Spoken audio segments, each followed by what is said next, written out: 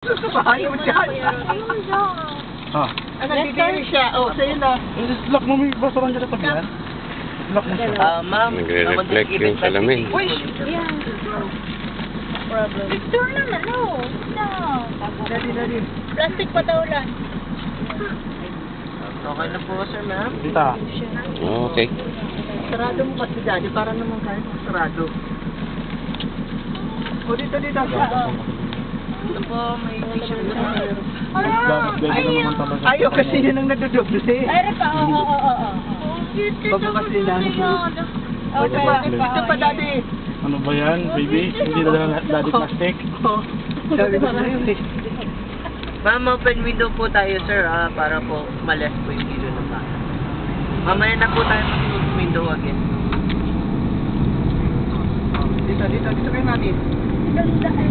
So, don't worry naman po, fresh air naman po dito.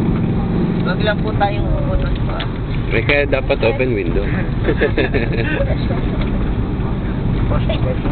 Daddy, Ay. take 40 ka. Sige mamaya. Meron ko lang po yung hangin sa likod.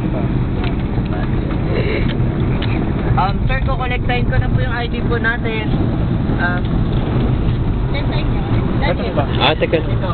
ID ko. Mahaba pa naman biyahe. Again, sir, ma'am, we do have a limestone mountain on your right side po. We call that Ugong Rock. Right side po natin, sir, ma'am. Pwede po ba tayo makiyato ko dito? Mamaya po, sir, ma'am, if we still have time, dadaan po tayo sa Ugong Rock po.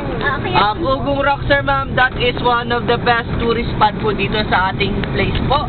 That is a CBSD project of the city government po, sir, ma'am, which means community-based sustainable tourism po. Lahat po ng funds po na binabayad natin, sir, ma'am, napupunta po sa community.